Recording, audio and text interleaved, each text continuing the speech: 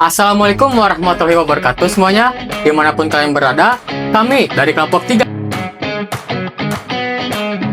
Andrew Donita dengan NIM 251110129, Ali Pendrabani dengan NIM 251110019, Gusti Cahya dengan NIM 251110159, Hafiza Ramadhani dengan NIM 251110160, Kesya Aurelia dengan NIM 251110164, Putra Ramdhani dengan NIM 251110172, Siska Oktaviani dengan NIM 251110100, Syauki Syahid dengan NIM 251110220, Muhammad Ridwan dengan NIM 251110224, Zahra Humaira dengan NIM 251110016. ingin mengimplementasikan proyek dari UAS kami. Check this out. Latar belakang pembentukan program aplikasi kami ialah proses pelaporan kerusakan fasilitas di gudang Alfamart masih dilakukan secara manual, sehingga sering menyebabkan keterlambatan penanganan dan sulitnya memantau perkembangan perbaikan. Selain itu, data pengaduan belum terdokumentasi dengan baik, sehingga riwayat perbaikan sulit dilacak. Oleh karena itu, diperlukan sebuah sistem informasi pengaduan fasilitas gudang berbasis web yang mampu mempercepat proses pelaporan, memudahkan monitoring, serta meningkatkan efisiensi pengelolaan fasilitas.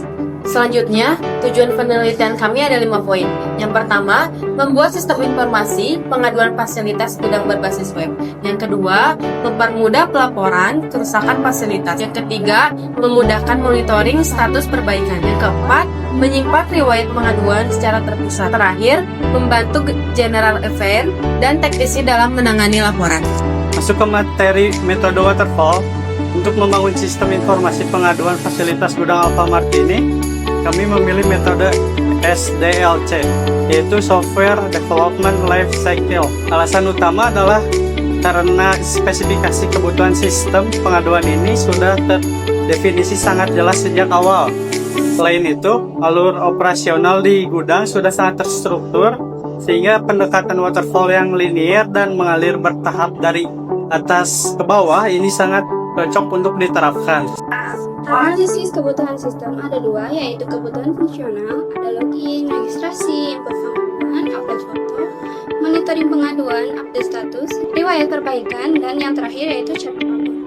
Yang kedua, ada kebutuhan non-fungsional, yaitu user-friendly, database terpusat, berbasis web, aman atau login, dan performa cepat. Hak akses pengguna ada 3, yaitu admin, dapat mengelola seluruh sistem, pengguna atau karyawan dapat membuat pengaduan, yang terakhir ada teknisi dapat mengupdate status perbaikan. Selanjutnya, melanjutkan materi tahap analisis kebutuhan. Tahap yang pertama dari metode waterfall adalah analisis kebutuhan. Pada tahap ini kami mengidentifikasi masalah utama pada sistem manual yang sedang berjalan di distribusi center. Identifikasi tersebut, kami merumuskan kebutuhan hak akses ke dalam 3 peran, yaitu karyawan pelapor, tim general affair atau GA, dan teknisi maintenance. Selain itu, tahap analisis ini kami juga mulai menyusun logika sistem dasar, termasuk untuk menentukan parameter skala prioritas penanganan. Hal ini bertujuan agar jika ada fasilitas yang rusak, sistem bisa membantu teknisi mengetahui mana yang harus diperbaiki terlebih dahulu. Rancangan ERD dan sistem pengaduan fasilitas gudang yang kami buat. Dalam ERD ini terdapat 4 entitas utama, yaitu user. Entitas ini menyimpan data pengguna sistem, seperti data login dan akses masing-masing user. Entitas ini menyimpan data-data fasilitas yang ada di gudang Alfamart, misalnya nama fasilitas, lokasi, dan kondisinya. Entitas inti dari sistem ini yang menyimpan data laporan kerusakan yang dibuat oleh user, seperti deskripsi kerusakan, foto, tanggal lapor, dan status pengaduan. Perbaikan. Entitas ini menyimpan riwayat, tindak lanjut atau perbaikan yang dilakukan atas suatu pengaduan. Entitas ini digunakan untuk mengelompokkan jenis pengaduan, sehingga laporan lebih mudah diklasifikasikan dan dipantau. Kemudian untuk relasi antara entitasnya ada 3, yaitu user ke pengaduan. Satu user dapat membuat banyak pengaduan. Relasi ini digunakan untuk mencatat siapa yang melapor suatu kerusakan. Fasilitas ke pengaduan. Suatu fasilitas bisa memiliki banyak pengaduan karena satu fasilitas berpotensi dilaporkan lebih dari sekali jika mengalami kerusakan berulang. Pengaduan ke perbaikan. Suatu pengaduan dapat memiliki satu atau lebih catatan perbaikan untuk mendokumentasikan proses tindak lanjut dari laporan tersebut. Selanjutnya masuk ke bagian implementasi sistem yang kita gunakan adalah Laravel, PHP, MySQL, Visual Studio Code, Draw.io, Balsamiq, XAMPP, dan Figma. Tampilan sistem web kami memiliki halaman login, registrasi, dashboard, form pengaduan, data pengaduan, detail pengaduan, laporan, manajemen user, yang terakhir ada riwayat pengaduan. Lalu ada fitur utama sistem. Yang pertama ada login multi user, root pengaduan, upload foto, tracking status, dashboard statik, ekspor PDF, ekspor Excel, dan terakhir ada cetak laporan. Baik teman-teman, sekarang kita akan masuk ke halaman langsung dari website yang kami buat. Kita langsung dapat di halaman login websitenya. Kita masuk dengan akun user bernama Siti. Login. Di sini kita langsung dihadapi dengan halaman dashboard dari user tersebut. Di sini tertulis Siti Aminah sebagai karyawan gudang. Kita coba buat pengaduan. Teman-teman bisa mengklik dengan buat pengaduan ataupun ajukan pengaduan. Kita klik buat pengaduan. Di sini teman-teman bisa memilih kategori dengan fasilitas AC gudang, komputer admin, dan rak penyimpanan. Kita simulasikan dengan komputer admin. Kategori kelistrikan. Tingkat urgensi kita pilih tinggi. Kita kerusakan kabel dari, kita contohkan saja kabel dari komputer terputus. Di sini kita teman bisa memilih foto bukti secara opsional. Kita coba menggunakan foto simulasi.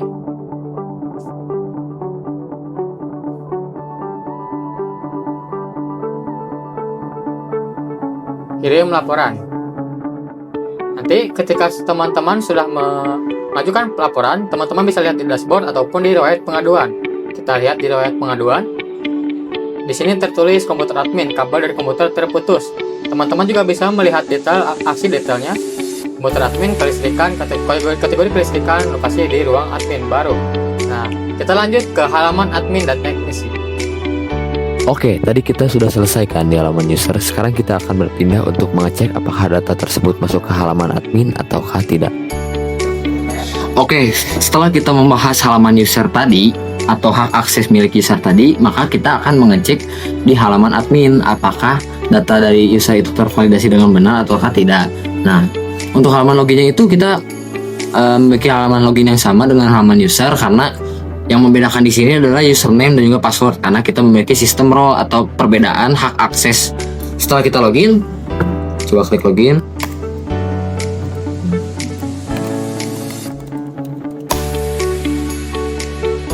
Nah, setelah login, kita akan ditampilkan oleh halaman dashboard admin yang akan menampilkan berapa jumlah total pengaduan yang sedang diajukan oleh user, lalu pengaduan terbarunya itu ada berapa yang menunggu sedang diproses, lalu ada proses perbaikannya berapa yang sedang dikerjakan, dan juga proses yang telah diselesaikan. Nah, selain itu juga kita memiliki grafik status pengaduan dan juga pengaduan terbaru yang paling baru berdasarkan 5 pengaduan. Nah, lanjut kita halaman daftar data pengaduan. Nah, di sini itu akan ditampilkan semua pengaduan dari user atau yang diajukan oleh user. Namun dengan label itu dikasih label nomor, ID tiket, fasilitas, pelapor, tanggal, prioritas, status, dan aksinya apa. Nah, di sini juga terdapat filter yang bisa memfilter saja. Nah, untuk ada aksi di sini nih. Aksi ini kita ambil contoh untuk tiket nomor 2.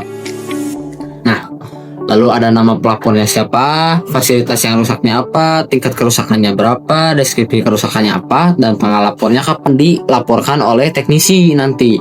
Nah, untuk bukti fotonya, karena saya tidak memakai bukti foto, maka tidak ada bukti foto di sini. Gitulah kira-kira.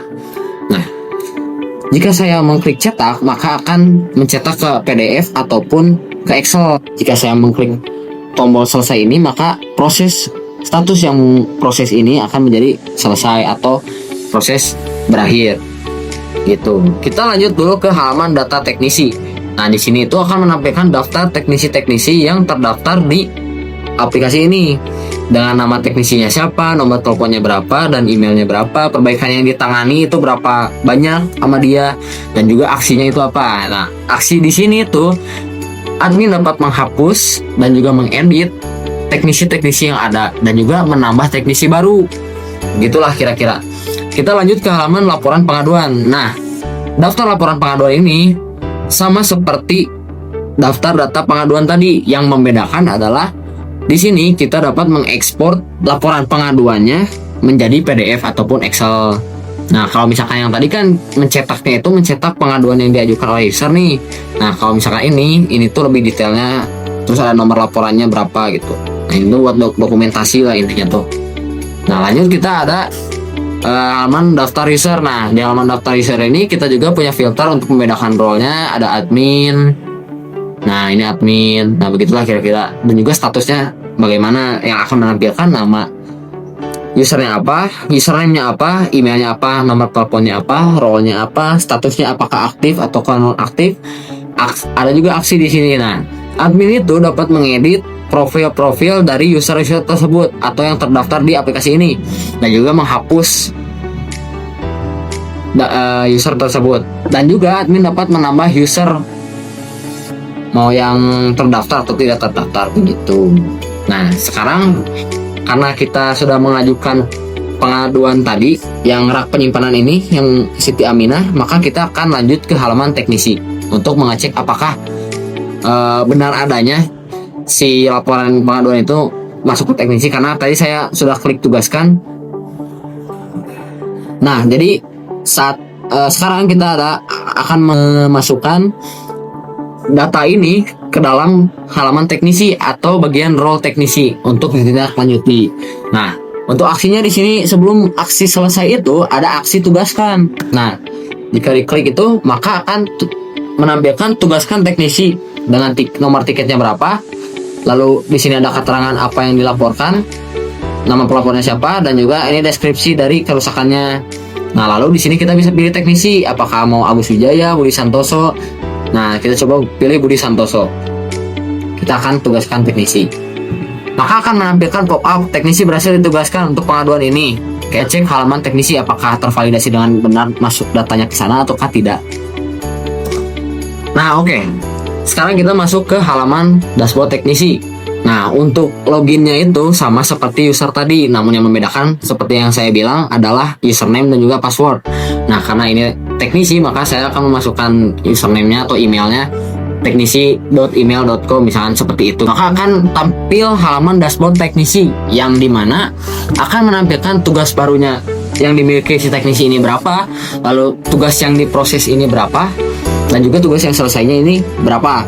Nah, di bawahnya juga ada tugas aktif terbaru atau tugas baru yang ditugaskan oleh admin tadi. Nah, lanjut ke halaman lapor perbaikan. Nah, kan ada dua nih. Ada kabel dari komputer terputus dan juga komputernya mati kabel digigit tikus.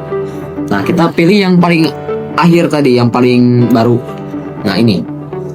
Nah, kan ini dilaporkan oleh Siti Aminah, kabel dari komputer terputus tanggal 15 Juli. Untuk ini mengganti kompresor AC. Kita asumsikan masukkan saja perbaikan selesai. Lalu kita tandai ini sebagai selesai dan juga kita simpan laporannya. Nah, kita akan masuk ke halaman riwayat perbaikan, di mana jika sudah selesai proses yang dilakukan oleh teknisi tersebut, maka akan masuk ke riwayat perbaikan dan dianggap selesai. Nah, selanjutnya kita akan mengecek apakah di admin ini benar selesai atau gimana. Oke, sekarang kita akan masuk ke halaman admin lagi. Nah, di sini kita akan mengecek nih apakah statusnya itu benar selesai ataukah tidak. Nah, di sini kan. Nah, komputer admin Siti Aminah. Nah, yang ini nih. Yang ini kita lihat. Nah, ada laporan nih dari si Budi Santoso bahwa ini itu sudah selesai atau ditandai selesai, maka progresnya itu otomatis statusnya akan selesai karena dari si teknisinya aja udah melapor ke si admin bahwa ini itu sudah selesai gitu. Nah, sekarang kita akan lanjut cek di user di dalam si Siti Aminah ini apakah di dia juga selesai ataukah tidak gitu. Nah, oke, setelah kita cek lagi ternyata benar selesai. Nah, di sini di dalam dashboard user akan ditampilkan total pengaduannya berapa, pengaduan barunya itu berapa, dan juga selesainya berapa. Nah, karena tadi sudah selesai, maka akan tampil seperti ini, selesai. Nah, user juga dapat mengecek apakah benarkah. Nah, keterangannya ini. Teknisi Budi Santoso, status perbaikannya selesai dan keterangannya perbaikannya selesai. Begitu kira-kira untuk alur aplikasi ini. Begitu saja untuk demo aplikasi yang bisa saya sampaikan. Memang masih banyak kekurangan di dalam aplikasi ini, namun secara sistematis atau alur dari aplikasi ini itu sudah dapat berjalan, namun tinggal dikembangkan lagi saja. Pengujian sistem, metode black box testing, pengujian login, validasi form, upload foto, update status, akses user, cetak laporan, dan tujuannya untuk memastikan seluruh fungsi berjalan sesuai kebutuhan. Ada maintenance, kegiatannya itu ada bug fixing untuk memperbaiki error, lalu ada backup database untuk membackup database, lalu ada update sistem untuk mengupdate, dan juga ada monitoring server untuk memantau server, juga ada penambahan fitur untuk menambah fitur. Tujuannya untuk menjaga sistem tetap stabil dan aman. Estimasi biaya dari proyek yang telah kami buat, yang pertama ada UI UX designer senilai 8 juta rupiah, lalu ada full stack developer senilai 18 juta rupiah, selanjutnya ada sistem analis senilai 10 juta rupiah, lalu ada testing dan dokumentasi senilai 6 juta rupiah, jadi totalnya itu ada 42 juta. Lalu ada operasional tahunan, yang dimana ada hosting, domain, SSL, maintenance, total jadi 12 juta rupiah 550 ribu. Timeline proyek kami minggu pertama sampai minggu ketiga, inisiasi dan analisi. Di minggu keempat sampai dengan minggu keenam, perancangan. Minggu 7 sampai minggu 9 itu pengembangan. Di minggu 10 sampai minggu 12 itu implementasi. Minggu 13 pengujian, dan minggu 14 itu penutup. Selanjutnya kita akan masuk ke bagian krusial dalam pembangunan sistem informasi, yaitu manajemen resiko. Berdasarkan analisis kami, terdapat beberapa resiko utama yang kami petakan ke dalam matrik risiko, mulai dari aspek organisasi, pengguna, hingga sumber daya. Contohnya pada poin pertama R1, resistensi atau pendakan menggunakan terhadap sistem baru memiliki tingkat resiko awal atau yang disebut inherent risks yang tinggi. Namun, setelah kami rencanakan strategi mitigasi berupa pelatihan pengguna secara berkala dan perancangan antarmuka UI UX yang intuitif, tingkat resiko ini juga bisa sisa atau residual. Risknya berhasil ditekan menjadi sedang ataupun rendah. Secara umum, resiko-resiko teknis seperti bug system, database error, server down, hingga perubahan kebutuhan user telah kami antisipasi melalui 5 pilar mitigasi utama, yaitu yang pertama ada backup data berkala, testing intensif, monitoring performa sistem, dokumentasi yang rapi, dan update sistem secara rutin. Dengan strategi ini kami yakin keberlanjutan sistem dapat terjaga dengan baik. Lalu, apa kesimpulan penting yang ada dalam pengembangan sistem informasi ini? Yang pertama, sistem terbukti berhasil mempercepat proses pelaporan, kerusakan, dan memungkinkan monitoring secara real time. Kedua, seluruh riwayat pengaduan tersimpan dengan terstruktur, sehingga secara signifikan mampu meningkatkan efisiensi kerja tim, general, outlier, dan teknisi. Yang terakhir ada metodologi waterfall yang kami gunakan juga terbukti efektif untuk menghasilkan proses pengembangan yang rapi dan terarah. Untuk pengembangan ke depan kami memberikan beberapa saran strategis, diantaranya adalah melakukan implementasi penuh di gudang Alfamart, menambahkan fitur notifikasi instan via email atau WhatsApp, mengintegrasikannya langsung dengan inventaris gudang, serta menyediakan dashboard analitik untuk manajemen. Sebelum perilisan penuh, tahap user acceptance test atau UAT wajib dilakukan untuk memastikan sistem benar-benar sesuai dengan kebutuhan pengguna. Demikian presentasi dari kelompok kami. Mohon maaf jika ada kesalahan kata ataupun sikap. Terima kasih atas perhatiannya. Wassalamualaikum warahmatullahi wabarakatuh.